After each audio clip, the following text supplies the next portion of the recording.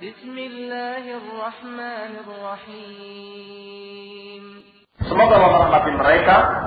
Berpendapat ila annahu la yakfur, bahwasanya orang yang meninggalkan salat wajib itu tidak kafir maka mu'taqidan liwujubiha, selama dia masih meyakini wajibnya salat. Selama dia masih meyakini wajibnya salat 5 waktu itu, maka dia tidak kafir. Para ulama yang golongan yang kedua ini berpendapat demikian karena melihat sebagai mana prinsip Ahlussunnah wal Jamaah bahwa yang namanya kufur itu adalah i'tiqadi. Kufur itu adalah kufur dalam bentuk keyakinan. Artinya kalau dia berbuat sesuatu kemudian hatinya tetap meyakini kalau itu adalah wajib tapi dia meninggalkannya, maka tetap dia masih dikatakan sebagai muslim, sebagai mukmin. Tetapi yang dikatakan kafir adalah yang meninggalkannya dan menentangnya. Juhud. Juhud itu menentangnya. Saya mau Islam, tapi tidak mau sholat. Ini yang demikian yang kafir. Atau kalimat-kalimat yang menunjukkan kalau orang itu menantang. Walaupun Allah mewajibkan, saya tidak mau. Mau apa? Ini namanya seorang yang tidak mengerjakan sholat dan juhud, dan ada juhud. Dan tentunya kalau juhud, kalau dengan juhud bukan hanya sholat, segala macam penyimpangan atau kemaksiatan kalau dikerjakannya dengan juhud jadi kafir. Wah, ini haram loh. Ya walaupun Allah mengharamkan, saya menghalalkan. Mau apa? Ini kafir. Bukan hanya karena amalannya, tapi karena juhudnya. Wajahadu biha, mereka menentangnya. Wastayqanatha anfusuhum dzulman wa 'uluwa, bahkan kalaupun hatinya yakin tetapi dia juhud, sudah dikatakan dia kafir. Walaupun istayqanatha anfusuhum dzulman wa 'uluwa. Maka pendapat yang kedua berkata bahwa yang meninggalkan salat itu tidak kafir kalau masih meyakini wajibnya. Berarti dia meninggalkan salat karena malas saja, tapi hatinya tahu dia sungguh wajib, memang saya yakin itu wajib. Berarti masih punya iman di hatinya dan tidak kafir. Wa inna ma yastawjibul qatl kama yastawjibul murtad 'anil Islam. Tetapi orang ini berhak untuk dibunuh sebagaimana diberlakukan kepada orang murtad dari Islam. Dipanggil, disuruh sholat, dikasih waktu 3 hari. Kamu mau taubat atau tidak? Kerjakan sholat. Kalau dia tetap menolaknya, menentangnya, berarti memang dia kafir, murtad, menentang hukum sholat, maka kemudian dibunuh sebagai riddah. Bagaimana pendapat mereka dengan hadis tadi yang mengatakan man tarakaha faqad kafar atau man taraka shalah faqad kafar, barang siapa yang meninggalkan salat maka dia telah kafir? Mereka ta'awwalul khabar, mereka menafsirkan khabar itu atau berita itu dengan menyatakan maksudnya adalah man taraka salata jahidan laha, bahwa yang dimaksud adalah meninggalkan salat karena juhud, karena menentang hukum salat. Kama akhbara subhanahu wa ta'ala an Yusuf alaihi salam, sebagaimana Allah mengkhabarkan tentang Yusuf alaihi salam, yaitu dalam ayatnya inni taraktu millata qaumin la yu'minuna billahi wa hum bil akhirati hum kafirun.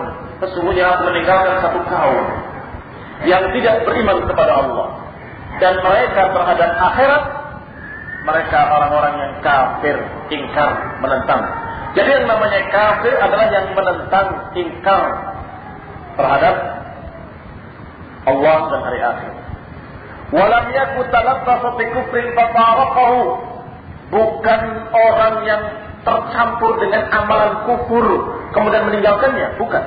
Tetapi yang dimaksud adalah man tarakahu jahidan lahu, yang dimaksud adalah orang yang meninggalkan salat dengan jahid, dengan juhud, dengan menentang.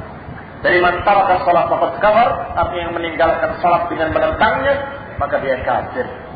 Demikian ikhtilafnya para ulama rahimahullahu taala, dan ini di antara pendapatnya Syekh Al-Albani sesuai dengan pendapat yang kedua. Wa min qawli ahli sunnah wal jamaah, bi aksabil ibadi annahum makhluqatun, dan bahwasanya ucapan Ahlus Sunnah wal Jamaah adalah tentang perbuatan-perbuatan para hamba adalah makhluqah lillahi ta'ala. Ini prinsip berikutnya. Selesai dengan prinsip yang tadi, kita masuk pada prinsip berikutnya dari prinsip-prinsip Ashabul Hadis, bahwa mereka menyatakan orang atau Ahlus Sunnah wal Jamaah, Ashabul Hadis menyatakan bahwa perbuatan-perbuatan manusia merupakan makhluk yang diciptakan oleh Allah Subhanahu wa taala. Bukan kita sendiri yang menciptakan, bukan, tapi Allah yang menciptakan. Artinya, perbuatan-perbuatan kita adalah sesuatu yang ditakdirkan oleh Allah Subhanahu wa taala. Karena kalau ada seseorang yang menyatakan bahwa perbuatan kami tidak ditakdirkan oleh Allah, berarti seakan-akan dia menyatakan dirinya menciptakan perbuatannya sendiri. Allah menciptakan sesuatu, saya juga menciptakan sesuatu. Maka bahasanya bahwa perbuatan-perbuatan para hamba juga merupakan makhluk yang diciptakan oleh Allah Subhanahu wa taala, sudah ditentukan oleh Allah dan sudah dicatat di dalam Lauhul Mahfuz. Allah pertama menciptakan al-qalam, pena. Kemudian Allah katakan kepadanya, uktub. Ketika pena itu bertanya, wa ma aktub, apa yang harus aku tulis? Qala uktub ma huwa kainun ilal abad, tulis semua yang akan terjadi sampai akhir masa. Hadis diriwayatkan oleh Muslim dan lainnya, yang menunjukkan kalau semua yang terjadi sudah Allah takdirkan, sudah Allah putuskan, dan sudah Allah catat. Sudah Allah perintahkan pena tadi mencatatnya di Lauh al-Mahfuz. La yamtaruna fihi wa la ya'udduna man min ahli al-huda wa din al-haq man yunkiruha. Dan tidak boleh kita mendustakannya, dan barang siapa yang mendustakannya atau mengingkarinya, la ya'udduna min ahli al-huda, para ahli sunnah, para ulama, para a'immah min ashabil hadis tidak menganggap sebagai ahlul huda, tidak menganggap orang yang berpegang dengan agama yang benar, tidak menganggap dia mendapat petunjuk, orang-orang yang mengingkari takdir. Qadariyah yang dulu maupun yang sekarang adalah orang-orang yang dikatakan alal dhalal, tidak alal huda. Bukan ahlus sunnah tapi ahlul bid'ah. Semua. Tidak hanya Harun Nasution yang mengatakan rukun iman itu 5 saja. Kalau kita mengimani rukun iman yang ke-6 yaitu takdir, maka Islam akan terbelakang. Ini sudah jelas. Dan orang-orang yang sejenisnya sama hukumnya. Bukan ahlul huda, tapi ahlul dhalal, ahlul bid'ah dari Qadariyah, aliran sesat dari Qadariyah. Yang kata Imam Abu Utsman As-Sabuni mengatasnamakan para ulama ashabul hadis, mereka la ya'uduna min ahlil huda. Mereka tidak menganggap orang-orang tersebut mendapatkan petunjuk, tidak menganggap orang tersebut dalam keadaan lurus. Orang-orang yang mengingkari takdir ini, man yunkiru hadza al-qaul wa yunfihi, yang mengingkari ucapan ini dan menafikannya. Maka masih berkaitan dengan masalah takdir, wa yashhaduna anna Allah Ta'ala yahdi man yasha li dinihi wa yudhillu man yasha anhu. Dan Allah memberikan petunjuk kepada siapa yang dikehendaki kepada agamanya, dan menyesatkan siapa yang dikehendaki dari agamanya. Ini juga keyakinan yang diyakini oleh ashabul hadis, oleh Ahlussunnah wal Jamaah. Wa yashhaduna, dan mereka mempersaksikan, bersaksi, anna Allah Ta'ala, bahwa Allah Ta'ala yahdi man yasha, memberikan petunjuk kepada siapa yang dikehendaki dan menyesatkan siapa yang dikehendaki. Ini keyakinan yang terus diikrarkan oleh setiap ulama dan setiap para asatidzah, dan setiap kita mengucapkan khutbatul hajah. Man yahdihillahu fala mudilla lahu wa man yudlil fala hadiya lahu. Selalu diucapkan, diikrarkan sebagai keyakinan yang harus terus diingatkan kepada kaum muslimin, karena sebagian mereka terfitnah dengan pemikiran sesat qadariyah, kemudian tidak bisa menerima kalau Allah memberikan petunjuk dan menyesatkan. Sampai ketika Amirul Mukminin Umar bin Khattab radhiyallahu taala anhu ketika membuka kota Rum, negeri Romawi, beliau sholat dan kemudian berkhutbah di masjid. Di antara hadirin ada orang yang baru masuk Islam dari Nasrani. Maka sebagaimana biasanya kaum salafus saleh membuka khutbahnya dengan kalimat may yahdihillahu fala mudhillalah wa man yudlil fala hadiyalah. Tiba-tiba orang tersebut sebagaimana dikisahkan oleh Ibnu Qayyim dalam kitabnya Syifaul Alim, tiba-tiba orang tersebut yang di belakang tadi, mu'allaf dari Nasrani ini, menutup kepalanya dengan bajunya dan kemudian menutup telinganya dan mengatakan innallaha la yudhillu ahadan. Sesungguhnya Allah tidak menyesatkan siapapun. Tidak mungkin Allah menyesatkan orang. Allah tidak akan menyesatkan siapapun. Umar bin Khattab mengulanginya kembali. Man yahdihillahu fala mudhillalah wa man yudlil fala hadiyalah. La kalla, tidak sekalikan Allah tidak menyesatkan siapapun, kata dia. Diulangi lagi oleh beliau. Man yahdihillah fala mudhillalah wa man yudlil fala hadiyalah. Dan yang ketiga ini ditambah dengan kalimat dan bisa jadi engkau termasuk yang disesatkan oleh Allah Subhanahu wa taala. Orang tersebut tidak mengakui kalau Allah menyesatkan. Allah memberi petunjuk iya. Pada menyesatkan tidak, katanya.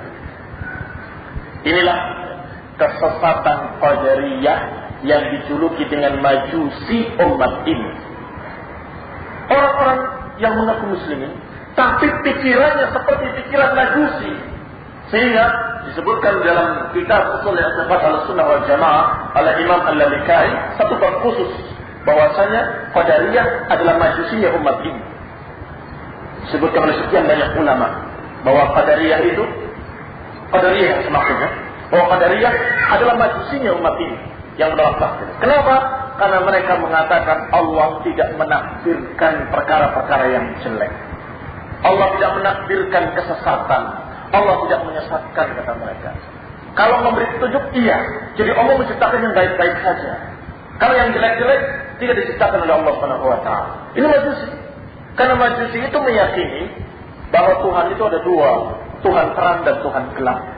Tuhan terang yang menciptakan yang baik-baik, Tuhan gelap menciptakan yang jelek-jelek. Sehingga mereka menganggap kalau kejelekan-kejelekan diciptakan oleh Tuhan gelap. Sedangkan yang baik-baik oleh Tuhan terang, maka mereka menyembah Tuhan terang, yaitu api. Mereka sembah suatu yang bercahaya, kata mereka, sehingga tercipta yang baik-baik dengan cahaya tersebut.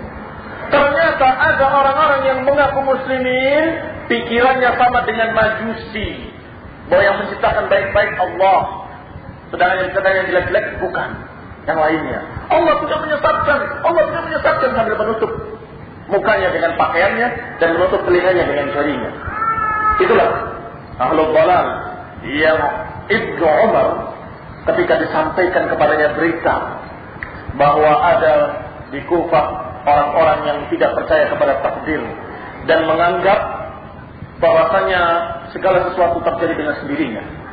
Maka dikatakan oleh beliau, sampaikan pada mereka, kalaupun mereka berinfak segunung Uhud emas, tidak akan diterima hatta yu'mina bil qadari, sampai mereka beriman pada takdir.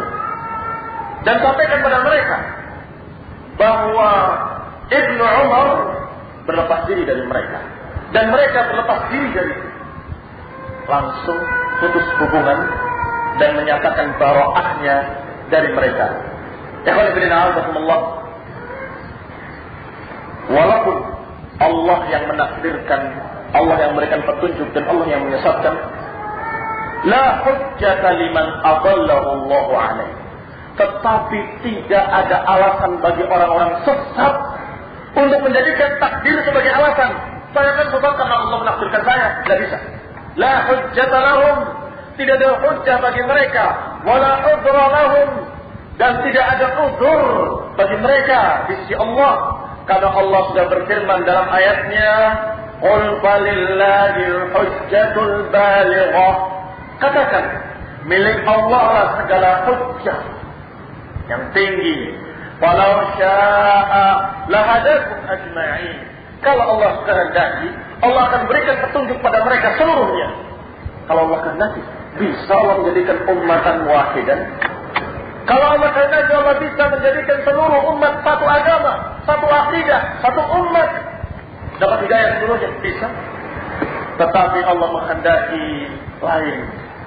Allah menghendaki adanya orang-orang beriman dan adanya orang-orang kafir. Dan Allah mengambil calon-calon turunan Adam dan kemudian mengatakan hadza linnar wa hadza lil jannah. Ini untuk neraka dan ini untuk surga. Sehingga ketika seseorang dalam keadaan sesat, tidak bisa kita katakan bahwa itu kesalahan Allah. La haula wala quwwata illa billah, subhanallah amma yaqulun. Maha suci Allah dari apa yang mereka katakan. Kita akan katakan apa yang dia perbuat. Sebab Allah menciptakan dan menakdirkan dengan keadilannya. Dan Allah menciptakan dengan asbabnya.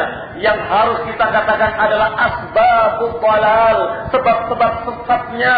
Ketika kita sampaikan kepadanya, jangan kamu bergaul sama orang sesat itu. Ternyata tidak mendengar nasihat dan bergaul dan sesat.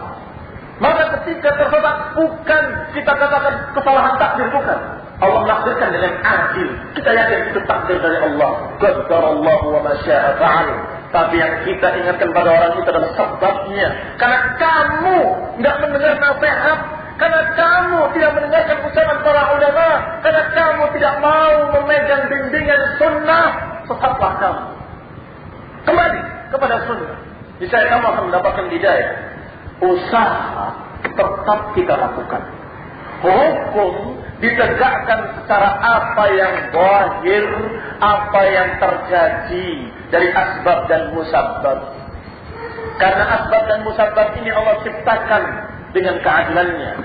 Allah menurunkan ayatnya, Allah mengutus Rasulnya, Allah menerangkan jalannya, dan Rasulullah SAW menyatakan, taraktukum ala mahajjatin bayda, lailuha kanahariha, la yazigu anha ba'di illa halik. Aku tinggalkan kalian di atas jalan yang terang benderang, putih bersih, malamnya seperti siangnya, sama terang. Dan tidak ada yang menyimpang dari jalan ini setelahku, kecuali akan binasa. Ini yang harus kita ucapkan. Kenapa dia binasa? Karena menyimpang dari jalan Rasul. Kenapa binasa? Karena menyelisihi jalan Rasulullah, jalan sunnah yang Rasulullah mengatakan la yazigu anha ba'di illa halik. Tidaklah menyimpang dari jalanku ini setelahku, kecuali dia pasti binasa. Jadi kenapa binasa? Karena ini. Apakah itu takdir? Na'am, semuanya ditakdirkan oleh Allah Subhanahu wa ta'ala. Orang yang berbuat dosa adalah dengan takdir dari Allah Subhanahu wa ta'ala. Orang yang berbuat baik dengan takdir dari Allah Subhanahu wa ta'ala. Dan perintah untuk menghukum orang yang salah ini, untuk dicambuk atau dirajam, itu juga takdir. Orang ini takdir, jangan hukum saya. Iya, mari, kamu harus dirajam. Loh, ini kan takdir. Iya, dirajam juga takdir.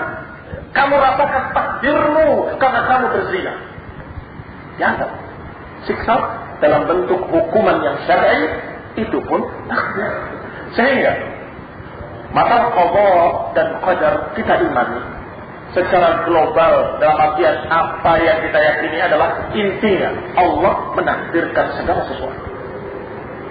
Adapun apa yang akan terjadi, tidak kamu, tidak saya, tidak seluruh kaum muslimin, tidak ada yang tahu apa yang ditakdirkan besok.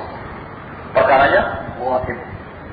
Oleh karena itu Rasulullah SAW membimbing para sahabatnya, i'malu wa sayarallahu amalakum. Beramalah kalian, berusahalah. Dengan keyakinan kepada takdir, tetap kita diperintahkan untuk beramal dan berusaha. Inilah kembali tengah-tengahnya Ahlussunnah wal Jamaah. Bukti berikutnya bahwa Ahlussunnah wal Jamaah adalah golongan yang paling adil dan golongan yang wasatan, yang tengah-tengah.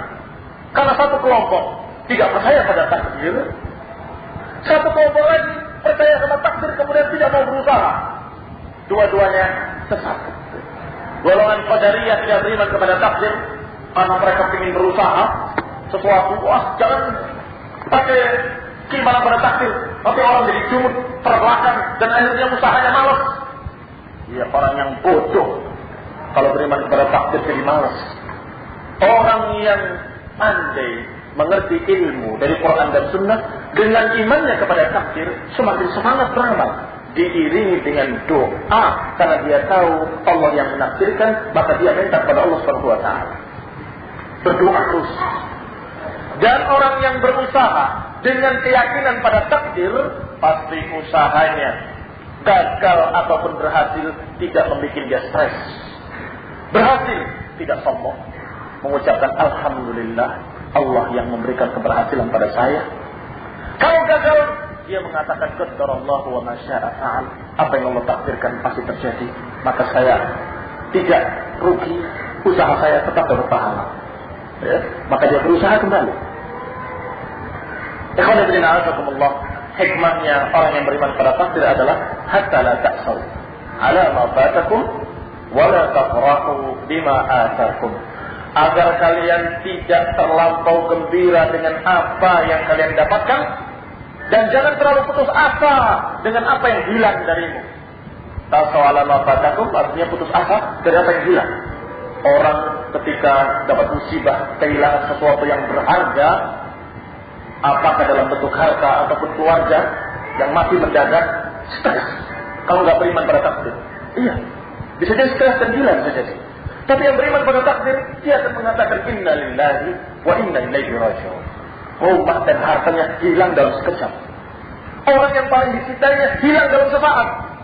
Tetap dia mengatakan inna lillahi wa inna ilaihi raji'un. Karena beriman pada takdir. Sebaliknya orang yang kaya mendadak atau mendapat sesuatu yang besar, ada pula, banyak pula yang kemudian tiba-tiba jadi sombong dan mutakabbirun jabbar, jadi sombong dan orang jadi sesat. Dan ada pula yang stres, ya, bingung melihat harta melimpah ruah.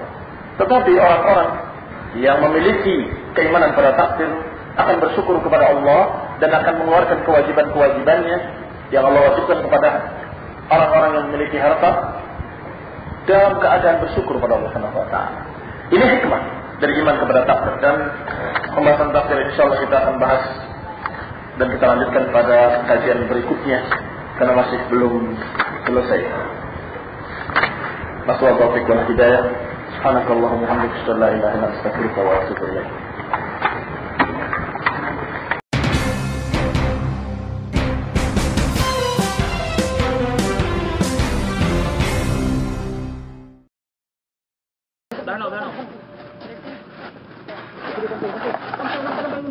Polisi Saran Islam di Melambu, Aceh Barat menggerebek sebuah ruko yang memproduksi minuman keras oplosan. Petugas mengamankan 5 ember bahan baku miras, ratusan botol miras, dan 4 orang pelaku. Kepala Satpol PP dan Polisi Saran Islam Aceh Barat HT Samsul Alam mengatakan, penggerebekan tersebut dilakukan berdasarkan informasi masyarakat yang resah terhadap peredaran miras. Petugas yang telah lama mengintai langsung menggerebek sebuah ruko di Desa Ujung Baru, Kecamatan Johan Pahlawan, Aceh Barat. Kepada petugas, pemilik usaha produksi miras jenis Ciu ini mengaku miras tersebut dijual Rp30.000 per botol. Barang bukti berupa 5 ember bahan baku miras oplosan beserta ratusan botol miras kosong langsung diamankan ke kantor Polisi Saran Islam. 4 orang pemilik miras juga diamankan untuk dimintai keterangan. Untuk sementara kita akan bawa ke kantor dulu. Di sana nanti kita akan mintakan informasi, kita kembangkan informasinya, kemudian nanti kita kaji sesuai dengan dasar hukum yang ada. Para tersangka terancam hukuman cambuk 40 kali atau denda Rp25 juta sesuai dengan pasal 5 dan 6 menyangkut Kanun Jinayat nomor 12 tahun 2003 tentang maisir dan qamar. Dari Aceh Barat, Arif Fahmi melaporkan untuk Aceh Video.